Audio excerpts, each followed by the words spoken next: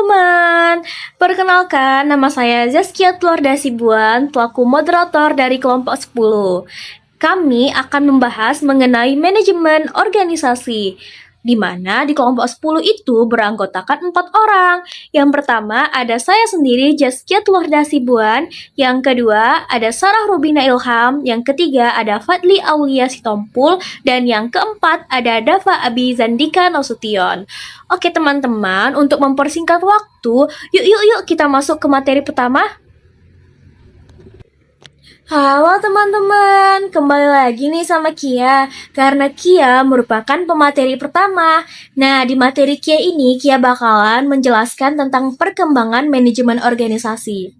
Jadi, manajemen organisasi itu pada awalnya berkembang melalui pendekatan klasik nih teman-teman, yang menekankan efisiensi kerja, seperti yang dikemukakan oleh Frederick Tyler, Henry Fayol, dan Max Weber. Namun, seiring berjalannya waktu, pendekatan ini berkembang menuju perhatian pada aspek manusia melalui teori human relation dan teori sistem yang melihat organisasi sebagai sistem terbuka yang dipengaruhi lingkungan.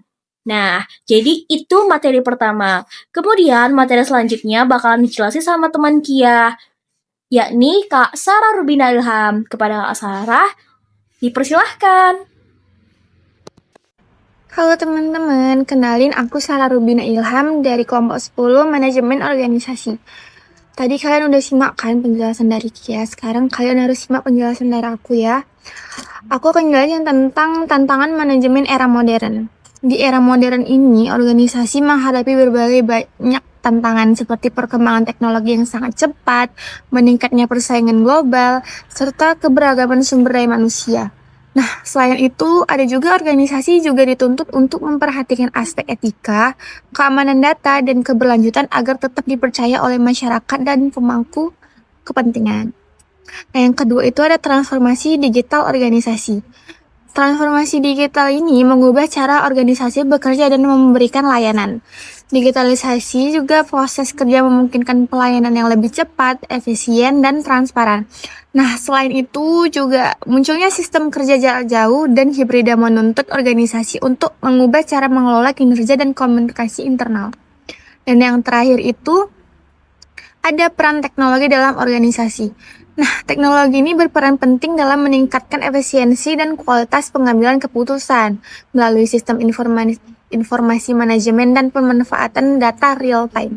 Pimpinan organisasi dapat merencanakan strategi dengan lebih tepat, mengurangi risiko, serta meningkatkan akuntabilitas dalam pengelolaan organisasi. Oke, teman-teman, itu aja dari aku. Sehabis ini kalian harus simak penjelasan teman aku satu lagi ya. Oke, teman-teman, dadah.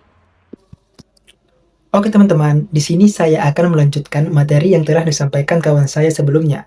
Dan saya akan menyampaikan 2 poin. Yang pertama, digitalisasi sebagai katalis transformasi. Digitalisasi menjadi katalis utama transformasi organisasi karena mampu menyederhanakan birokrasi dan meningkatkan transparansi. Setiap proses kerja terdokumentasi secara digital sehingga mudah diawasi dan diaudit. Hal ini juga membantu mengurangi praktik penyimpangan dan meningkatkan kepercayaan publik. Dan yang kedua, kepemimpinan adaptif. Kepemimpinan adaptif menjadi kunci keberhasilan organisasi di tengah perubahan. Pemimpin sinilah dituntut untuk fleksibel, mampu membaca situasi, serta menggunakan data dalam pengambilan keputusan. Selain itu, pemimpin adaptif mendorong kreativitas dan melihat inovasi sebagai bagian dari proses pembelajaran. Jadi, gimana? Udah dengarkan apa yang saya sampaikan? Selanjutnya akan dilanjutkan oleh kawan saya. Halo guys, saya Dava Abizandika Nasution sebagai pemateri keempat. Nah, gimana teman-teman? Apakah sudah dapat memahami materi-materi yang teman saya sampaikan? Jadi di sini ada 2 lagi nih yang teman-teman saya belum sampaikan. Yang pertama ada budaya organisasi masa depan. Budaya organisasi yang inovatif dan kolaboratif sangat penting dalam mendukung transformasi. Organisasi juga perlu menjadi learning organization yang mendorong pembelajaran berkelanjutan agar karyawan siap menghadapi perubahan teknologi dan tuntunan bekerja yang semakin kompleks. Dan yang kedua ada arah dan prospek manajemen organisasi. Jadi, manajemen organisasi masa depan akan semakin mengandalkan teknologi seperti big data dan kecerdasan buatan. Struktur organisasi akan menjadi lebih agil dan fleksibel. Selain itu, isu keberlanjutan dan ESG akan menjadi bagian penting dalam strategi organisasi untuk menjaga daya saing jangka panjang. Jadi gimana teman-teman? Apakah sudah dapat memahami tentang budaya organisasi masa depan dan arah dan prospek manajemen organisasi? Mungkin sekianlah penjelasan dari saya. See you guys. Halo teman-teman, jadi kalian udah pada nyimak belum semua penjelasan yang dijelaskan oleh kelompok 10 tadi? Nah, di sini Kia bakalan menjelaskan kesimpulan dari semua materi yang kami sampaikan tadi. Sebagai kesimpulan, manajemen organisasi telah mengalami perkembangan seiring perubahan zaman.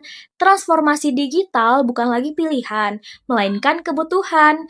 Keberhasilan organisasi sangat ditekankan oleh kemampuan manajemen dalam mengintegrasikan teknologi kepemimpinan adaptif, budaya organisasi yang kuat, serta pengembangan sumber daya manusia secara berkelanjutan.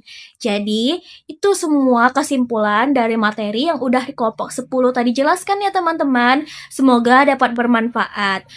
Saya sebagai moderator akan menutup presentasi kali ini.